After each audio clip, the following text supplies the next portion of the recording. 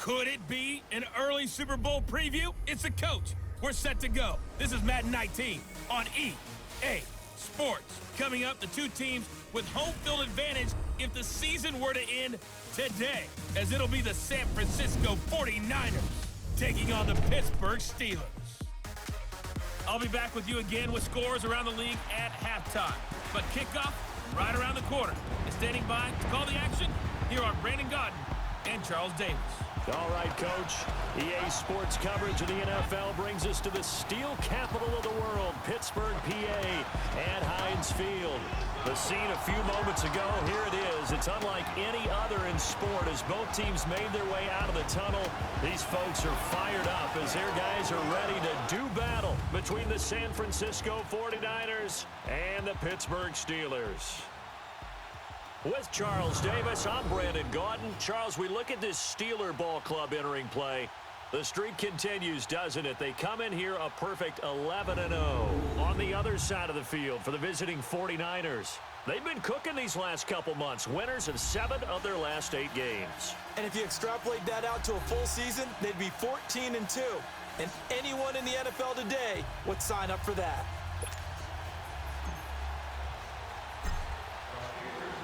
The bye weeks are over. It's all about football all the time as we're underway here in Week 13. And this will not be returnable. It's out of the back of the end zone for a touchback.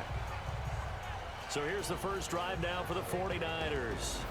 And they will be led out by their 6'6" quarterback. And I liked what his head coach told us about him this week, that no matter what happens, whether he throws 7 interceptions or 7 touchdown passes, he's the same assertive leader in the huddle on each and every play. He can throw the 7 interceptions, just blame the football, blame anything else, and still carry himself like he is the man. It's like you, assertive in our production meetings. Well, especially when we're talking about ordering dinner, ordering I was just going to say. That's where I go. Now the first play of the drive there is incomplete. And the Buffet boys, the O-line, hopefully they're ready today. Listen, you got to feed them first.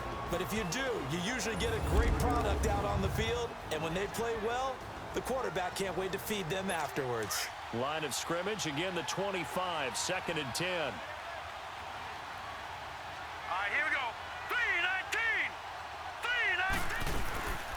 3-19. They'll run it now out of the gun. And forget about finding a lane. He barely had time to look up before he was planted in the backfield. But we just saw a great example of what we talked about with his coach prior to the game.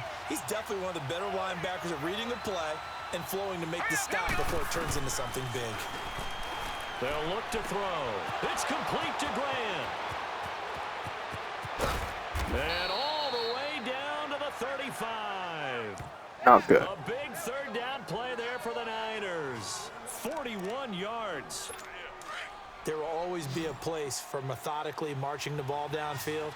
But when you can pick it up in big chunks and strike like that, have explosive plays, that's often the difference in winning and losing. Those types of plays that can knock. And he's going to go down. They get to him back at the 40.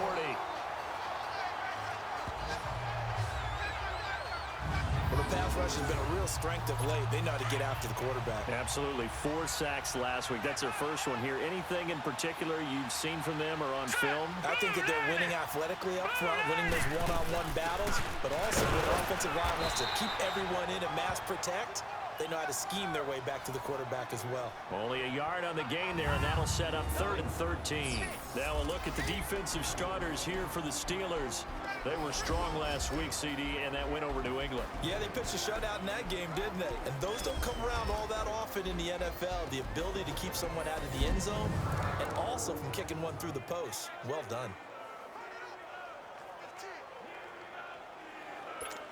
And on 3rd down, a nickel formation here defensively. All right, here we go. Green, 39. Here's a play fake as they set up to throw. Looking left side, and he's got a man. That's Franklin. And they'll wind up getting this one all the way down inside the 20. 49ers with their first trip to the red zone thus far. They come up 1st and 10 at the 16. Let's go. Blue Niners.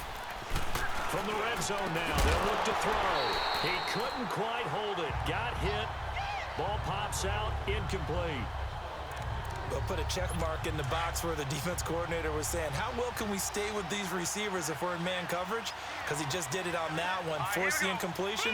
That allowed him to get bolder with his pass rush, won't it? Absolutely frees up your guys elsewhere. Throwing over the middle, and it's incomplete. Another throw on second down, and this one incomplete as well. That's already the third time they've looked his way on this opening drive. He's caught one of the three. That doesn't mean they won't continue to go in that direction. It feels like they think they've got something good going there, and they think those numbers are going to increase.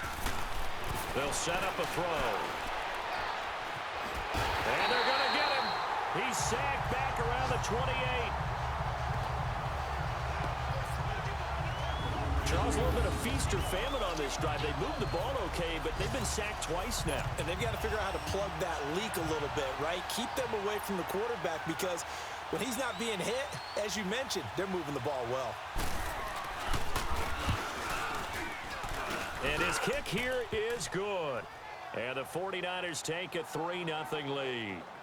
So our initial drive this afternoon results in 3. Not sure that that's a statement necessarily, but getting points on the road, never a bad thing. You're exactly right about that. I love how you framed it, right? Not sure it's a statement, but at the same time, you're putting something out there, aren't you? Letting them know, hey, we came to play today. So out come the Steelers now for their first drive. And they'll be led out by the guy under center, Charles, their quarterback.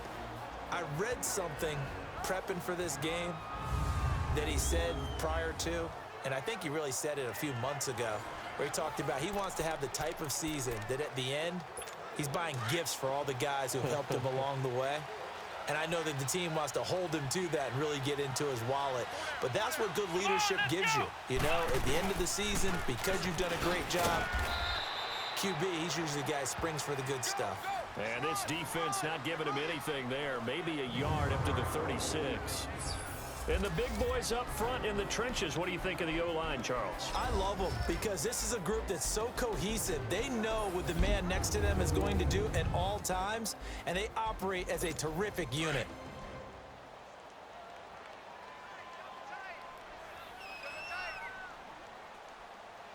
Here we go. White 90. White 90. They'll drop to throw. Wide open receiver complete. And he'll get up near the 45. They'll spot it at the 44. 8 yards on the completion, but now they face third down.